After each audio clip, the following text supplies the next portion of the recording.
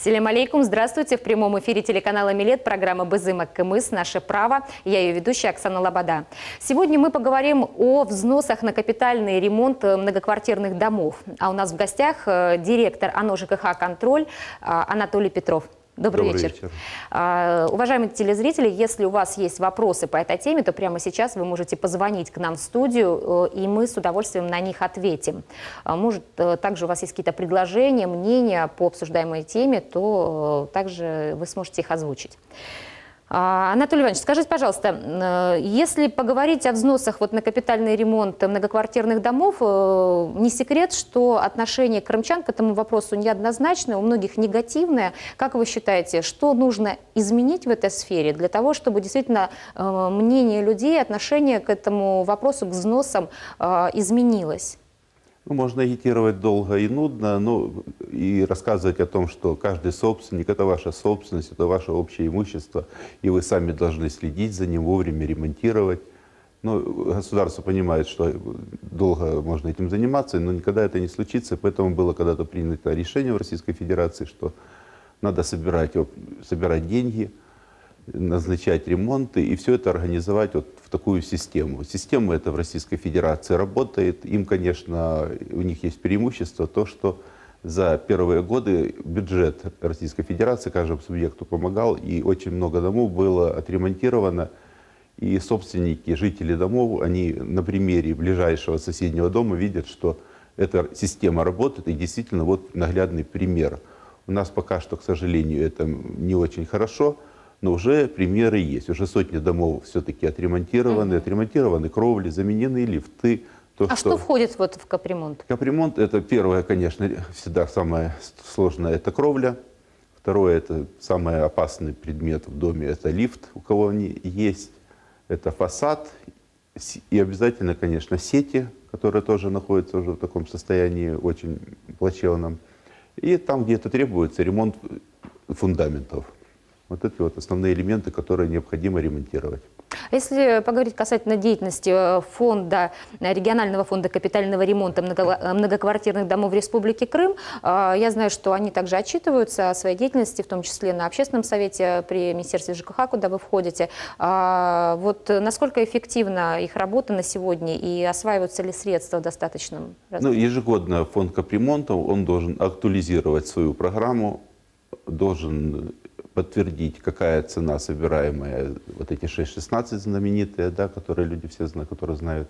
За квадратный метр, это стоит? Ежегодно до 1 октября они должны выполнить эти действия и провести общественное обсуждение. На общественном совете они каждый год, примерно в сентябре, это дело у нас, они докладывают, почему и что будет планироваться на следующий год, их планы.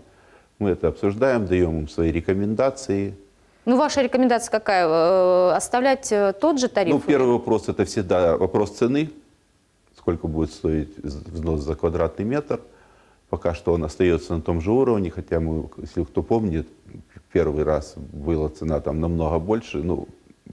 От нас поступило предложение, что давайте пока что цена, которая является нормативной для наших регионов, именно 6,16 – это такой стандарт, которые пусть начнут работать, пусть покажут свою работу, и если будет это все эффективно, если люди в это поверят.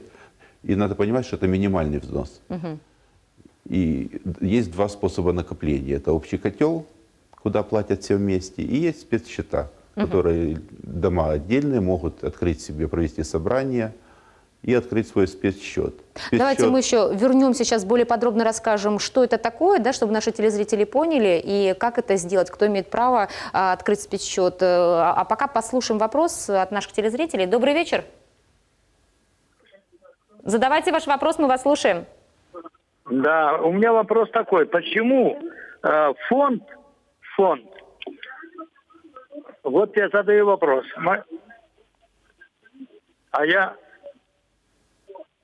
Отойдите немного от телевизора, будьте добры, и озвучите свой вопрос. Значит, это фонд. Куда этот фонд человек добровольно вносит? Так, говорите. Да, туда добровольно люди вносят деньги в фонд. Больным, хромым тоже фонды открываются. И также на капремонт. Это фонд. Постановления Совета Министров нет, указа президента нет. И мы не обязаны платить. Принудительно, добровольно у нас забирают деньги на капремонт. Почему? Спасибо. Ваш вопрос понятен? Понятен ваш вопрос. Ну, это недостоверная у вас информация, кто-то ее, не знаю, вам неправильно доложил. Фонд капремонтов – это некоммерческая организация. Учредителем ее является Совет Министров Республики Крым. Есть постановление об его организации, об его порядке работы. Это все есть на официальном сайте, можно зайти, посмотреть и почитать, ознакомиться, да, и все понимать. И отвечает за все его действия, конечно же, правительство Республики Крым. И за те же самые деньги, которые люди туда собирают. Поэтому оно защищено. Если вернуться к тому, о чем мы начали говорить перед вопросом нашего телезрителя, о спецсчете, да, что это такое, кто может его создать и в чем преимущество? Первоначальный этап, надо понимать, что это общий котел, поскольку люди не сразу могут организоваться, нормально все провести. Для начала общий котел, все туда сдают. Но у людей есть право отдельно сделать свой спецсчет, который также будет контролироваться, и государство за ним следит, с ним ничего не случится. И вот этот спецсчет, я считаю, что это будущее. И когда люди научатся сами управлять своим домом правильно, грамотно, когда они научатся управлять тем же спецсчетом, у каждого дома, наверное, уже будет работать по принципу спецсчет. Сами определяют подрядчика, сами выбирают, какие элементы ремонтировать, и сами будут определять, сколько денег собирать. А не так, как сейчас установлен норматив, вот минимальная плата 6,16 за квадратный метр. И из-за них решает фонд капремонта, он определяет, вот составил 30-летнюю программу. Вот каждый день мне встречаются люди, которые, особенно пожилого возраста, они жалуются, говорят, мы же не доживем. Я всегда говорю, через 5 лет, дай Бог да? вам здоровья, конечно. Сегодня женщина 10 мне встретилась тоже вот вечером. Будет в этом. Тут тоже сказала, говорит, я ж не доживу. Я говорю, дай Бог вам здоровья дожить, но хотелось бы, конечно, чтобы вы при своей жизни увидели это. В конце концов, есть наследники, которые, это же собственность, да, она переходит по наследству, и она должна не когда-то разрушиться, она должна служить как можно дольше. Я имею в виду именно все многоквартирные дома. То есть вот создание этого спецсчета, да, в доме, это вот альтернатива это хорошая тому, альтернатива, да. Что существует сегодня, когда люди отдают свои деньги в фонд капремонта. Мы в общественной палате ЖКХ-контроле мы мониторили ситуацию и смотрели, как люди собирают. Что интересно, если у нас собираемость средняя по Крыму там 44-45%, то люди, которые собирают на спецсчетах, у них в 2 раза больше получается. То есть у них намного эффективнее это получается, потому что люди доверяют, они понимают, что сколько соберем, это все пойдет на наш конкретный дом, а не кто-то, это психология человеческая, что за наши деньги где-то что-то ремонтируется. То есть они могут выбрать, и когда им делать этот ремонт, самостоятельно решить на собрании. И сумму решить, что надо на крышу, кровля стоит, допустим, 2 миллиона. Разбросали на площадь всех квартир и примерно понимают, что надо, допустим, не по 6 собирать, а может по 10 рублей, может по 15, чтобы не через 30 лет отремонтировать и что-то поменять, а сделать это намного быстрее. Кроме того, у нас еще существует, конечно, очень мощная поддержка государства. Каждый год выделяется сотни миллионов рублей для фонда, и они ремонтируют, в том числе взять программу, то, что сейчас реализуется, там больше 200 миллионов на замену лифтов. Мы знаем, что лифт это самое такое опасное. Вот этот случай на Балаклавской, все знают, такой страшный произошел. И вот на замену лифтов государство дало больше 200 миллионов. Это федеральная сейчас программа. эти 160 с лишним лифтов, они меняются. До конца года они будут заменены. Уже готовится, уже в бюджет заложили следующую сумму, там где-то порядка 90 с небольшим миллионов. Будут заменено еще там 47 лифтов в следующем году. Надеюсь, эта сумма будет еще увеличена в процессе, чтобы как можно быстрее менять лифты. Это в первую очередь, это опасный такой механизм, который уже вышел срок службы. Срок службы у них 25 лет. Эти срок службы в Крыму уже больше 2000 лифтов, они уже исчерпали. Есть такое по таможенному союзу постановление, и по нему должно быть до 2020 года все лифты заменены, которые вышли из эксплуатации. Спасибо. Вот это надо менять. Анатолий Иванович, давайте послушаем, у нас еще вопрос. Добрый вечер. Добрый вечер. Мы вас слушаем. У меня такой вопрос. У меня магазин, нежилое помещение, находится в многоквартирном доме.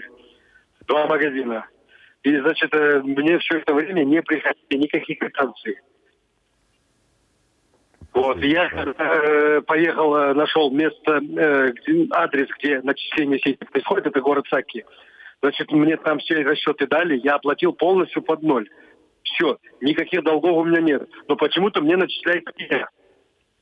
Хотя я привез все документы, были неточности в адресе, были неточности в площадях. Мы все исправили, я полным пакетом все отправил. Всю сумму закрыл под ноль, а пеню мне не убрали. Это именно за капремонт, да? Да, именно капремонт. Но я продолжаю платить только сам взнос. Я не плачу пеню. То есть вы хотите узнать, правильно ли вы делаете, да, и правомерно ли действуете? Да, правомерно ли начисление пени. Дело в том, что я сам по своей инициативе пошел, нашел, установил все полностью первичные пакеты документов, адреса, изменения адресов. Все сделал, восстановил. И мне еще за это начисляется пеня, за то, что я не своевременно начал платить. Спасибо, ваш вопрос. Давайте так сделаем. Для всех наших зрителей прошу записать наш телефон, оно ЖКХ «Контроль Республики Крым». +7 978 969 307. Наши данные, также электронную почту, все прочее можно найти в интернете очень просто. И там наши все данные. И направьте, пожалуйста, вот все свои, что там вам начисляли, если можно. Сделайте там ксероксы или отсканируйте и пришлите нам. И опишите всю ситуацию. Мы постараемся разобраться, в чем там проблема. Пеня, насколько я знаю, на сегодня пока что еще никто не платит. Может, она там где-то в квитанциях и может присутствовать. Но пока что вопрос так остро не стоит по пене. Потому что ожидается, что все-таки люди начнут платить. Но пеня может выйти только если на вас подадут в суд. А это сейчас процесс уже начинает развиваться, уже он начинает сдвигаться с места. Фонд будет подавать на суд, потому что это обязанность, и все-таки надо ее выполнять. И люди должны понимать, что это деньги не для чего-то, а именно для ремонта вашей же собственности, вашего общего имущества. Потому что дома ж надо ремонтировать каким-то образом. И опять же я скажу, это не только вы делаете, не только за ваши деньги. Республика Крым каждый год сотни миллионов добавляет, чтобы ремонтировать. Государство участвует. Поэтапно, да, производить замену, в том числе лифтового оборудования. Да. Вот случай был Воровского 60, дом, там 13 подъездов, там больше, около 500 квартир. Очень большой дом. Сети все уже в таком состоянии, подготовка к зиме. Главе республики мы с ОНО ЖКХ «Контроль» обратились, и он поддержал. Нашли и трубы, хотя это было тоже и внепланово где-то, может быть. Но тем не менее, министерство и наша жилищная инспекция, все дружно мы накинулись на эту проблему. И слава богу, вот в зиму мы вошли. Провели внеплановую замену. А это был всегда проблемный дом. Каждый год начинается отопительный сезон, и постоянно неотапливаемые квартиры, проблемы с отоплением, люди мерзли, канализация бежала в подвал.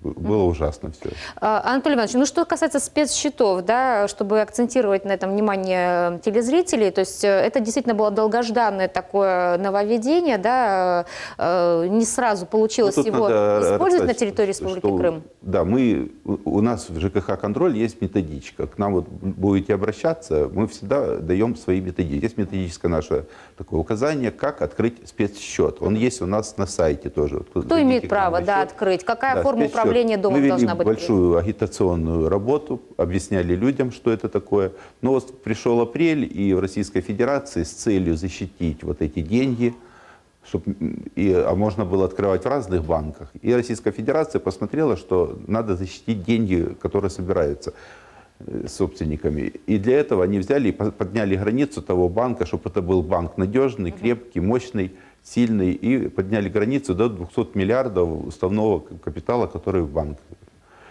То есть банка, где может быть такой счет открыт, да, с совладельцами многоквартирного. В Крыму такого банка, мы понимаем, нет. И вот с апреля вот эта работа велась, мы в Общественной палате собирали экспертов, с казначейства приглашали, пытались понять, каким путем нам выйти из этой ситуации, понимали, что такой банк Крым пока что не зайдет мощный, с этими санкциями и всеми прочими проблемами. глава республики обращался к президенту нашему Владимиру Владимировичу Путину.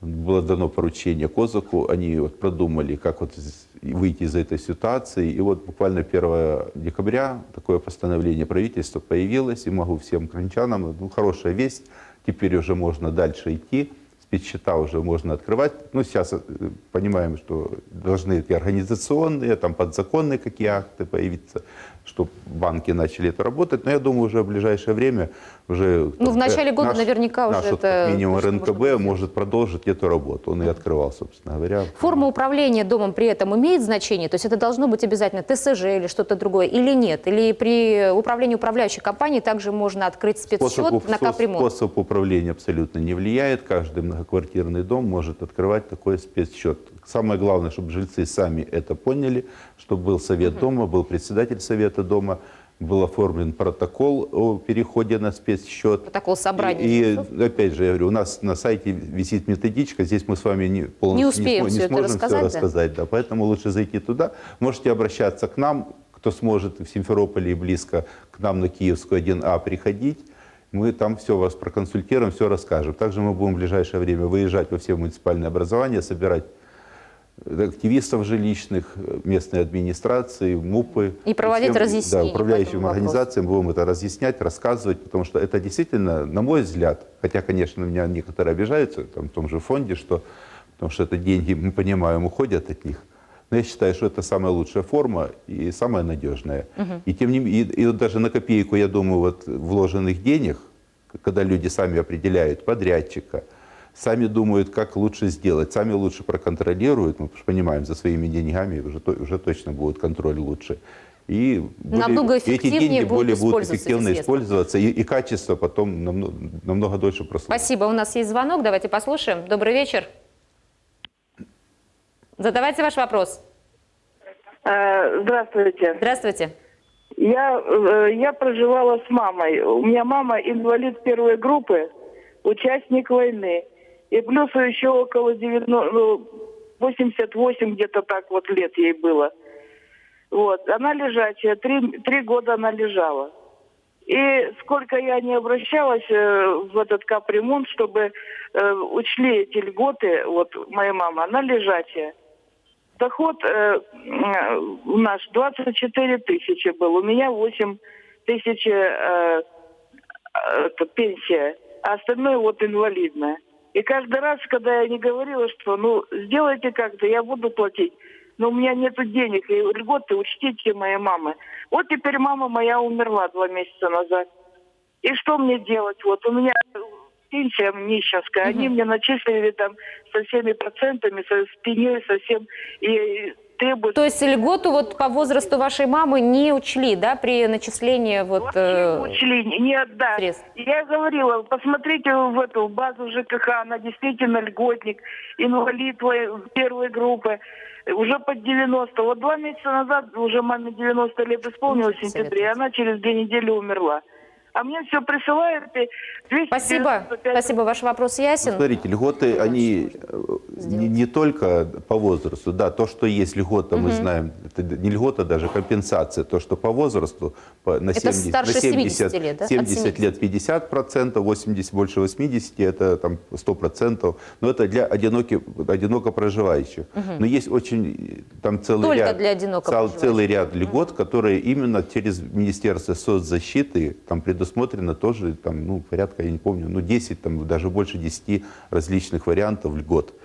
Поэтому, то есть на капремонт это распространяется? Вот есть предложение вот, к обратившейся женщине, да, напишите нам в ЖКХ контроль, и мы направим и попробуем, по крайней мере, что-то сделать. Посоветовать, подсказать, что делать. Может быть, нужно в Минсоцполитики или в управление Министерства соцполитики свяжемся, обратимся и попробуем узнать действительно, чтобы оформить эти льготы. Какие варианты есть, как помочь. Спасибо. Добрый вечер, мы вас слушаем. У нас еще звонок. Задавайте ваш вопрос. Я хотела бы узнать, распространяются ли взносы на капремонт в многоквартирных домах в сельской местности? Спасибо. Сельская местность. Не зависит, город или село, все одинаково. Потому что работа одинаковая, цена у всех то же самое. Мгм. То есть тут значения не имеет, да? Значения не имеет. Скажите, пожалуйста, вот, Анатолий Иванович, еще вот по вашему мнению, какой способ управления многоквартирным домом вот самый эффективный сегодня? Про именно взносы на капремонт мы начали говорить, да, и вы считаете, что все-таки вот управление, когда создается спецсчет... Мы переходим немножко в другую, Да, да? да. Но при этом... Само управление домами. В целом, Сказать, да, какая лучше, ну, тут зависит, наверное, от того, как жильцы сами хотят. В принципе, качество услуг, оно не зависит от того. Это управляющая организация, ТСЖ, ТСН. Все зависит, наверное, больше всего это от председателя совета дома или председателя там, ЖСК или председатель ТСЖ. Вот это самое главное, вот по своему опыту, вот эти 4 года, как мы занимаемся вот это, уже в новом как бы, таком статусе. И я вот вижу, что там, где хорошо, там обязательно хороший председатель совета дома. Это такой пробивной человек, который заваливает всех. Ну, жалобы чиновники не любят, но я вам скажу, что чем больше жалоб, ну, не жалоб, обращений, тут жаловаться не Тем надо, обращения, да. Быстрее реагируют. Тем быстрее реагируют, когда смотрят, что папочка сложилась, и это действительно объективные такие обращения, что действительно надо что-то делать. Тогда и что-то движется. Но опять же, должны все понимать, все, что в доме делается, это дом – это собственники. Собственники должны платить. Главное, чтобы эти деньги были эффективно использованы, чтобы они не разворовывались, а не так, что вы куда-то платите, а обратно вы не видите никакого там обратного эффекта. Спасибо. Ну, то есть в данном случае, вот если говорить о капремонте, то эффективно это создание спецсчетов тоже, да? По спецсчетам, да, по формам управления, я же говорю, главное, это ТСЖ также, тогда именно ТСЖ, объединение жильцов управляет этим домом самостоятельно. Спецсчет проще открыть, конечно, ТСЖ, ЖСК, особенно ЖСК. ЖСК всю жизнь собирали сами деньги, поэтому для них тут вообще нет ничего нового, они знают, как это делать. Это уже такой опыт десятилетиями сложившийся. У нас еще один вопрос, давайте послушаем. Добрый вечер. Мы вас слушаем, задавайте. Добрый вечер. Алло, добрый вечер. Да, говорите.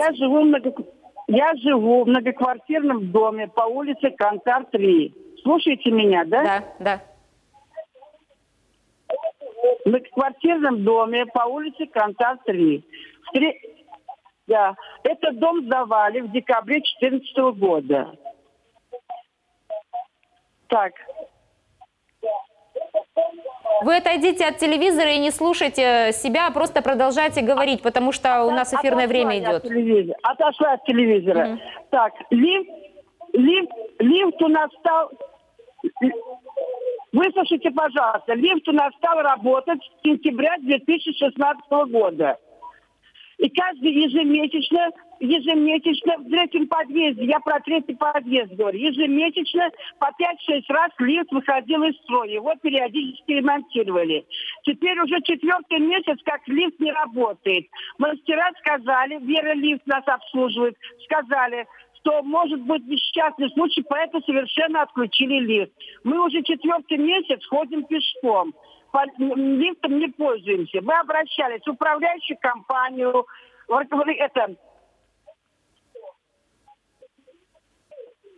Вопрос, в принципе, понятен. Спасибо. Если можно, нам бы вот от вас бы обращение, потому что это недопустимо. Услуга такая, как обеспечение работы лифта, она должна быть обязательна. И управляющая организация должна принять все меры к тому, чтобы он работал. И там других вариантов просто нет. Тем более странно, дом Поэтому я бы новый, хотел 14-го бы, года. да, чтобы вот это обращение было у нас в ЖКХ-контроле. Разберемся. Спасибо, Анатолий Иванович. У нас осталось несколько минут до конца нашей программы. Что касается еще, хотелось бы поговорить о тарифе на воду. Обоснован ли он на сегодня, вот, по вашему мнению, и будет ли расти цена в ближайшее время? Могу сказать, что весной была проведена большая очень работа комитетом по тарифам. Мы совместно с комитетом, лично я тоже, и наш ЖКХ-контроль, и общественной палате, мы внимательно изучали ситуацию. Мы знаем, что цена максимальная была установлена. Глава республики волевым решением когда-то сказал 35 рублей, чтобы больше не было. И все, чтобы снижали, и к этому как бы, уровню пришли. Но проведенная работа, мы посмотрели все затраты, изучили, и получилась у нас цена 31,55. Глава республики это поддержала. С 1 июля у нас эта цена на воду по всему Крыму не больше должна быть. И если у кого-то есть вдруг кто-то где-то завысил, какая-то организация, ну, опять же, прошу обратиться к нам. Эти случаи такие, это безобразия, мы примем насколько все меры. помню я, даже как я плачу, по-моему, у нас 50 стоимость. Ну, это вы, наверное, общее вместе с канализацией считаете? Да. А вот 31,55 Это чистая вода. Это чистая вода, да. Ну, и отвод воды, источных вод, это немножко другое. Ну, это нормальная цена, в принципе, да, тогда получается, если совместно с Совместно с канализацией? этой, да, но она не превышает, да, даже двойную цену, это нормальная цена. Сейчас вот пошли разговоры, давайте дифференцированные, вот эта ситуация изучается, там, чтобы нормы потребления должны быть учтены, расходы. И ну, на сегодня я знаю, что вот это единственная цена, которая должна быть. Какие-либо другие... А норма потребления какая на сегодня получается? Норму, ну, опять же, там для различных многоквартирных домов с ваннами там есть. Ну, это примерно где-то около 7 кубов. Но это у кого нет счетчиков. Счетчики на сегодня очень выгодны, потому что там ты можешь потреблять и по этой цене платить. Так, понимаете, потребил ли ты 7 кубов, не потребил, с тебя, с каждого потребителя, вот вас там 3 же проживает, значит, 3 умножим на 7, уже получится хороший. Ну, это то, что предлагают, то, что пока еще обсуждается. Это вы, я понял, о чем вы говорите, это дифференция, то, что сейчас в прессе звучит, дифференцированный тариф. Я так посмотрел, это довольно сырой такой проект, который будем обсуждать, и я думаю, глава республики не позволит никому, а там, то есть в ближайшее время предусмотрено, не что при там, более 5 кубов предусмотрели, ну такое есть предложение, если больше 5 кубов умножить на коэффициент 1,52, ну в 1,5 раза взлет тарифа, я думаю.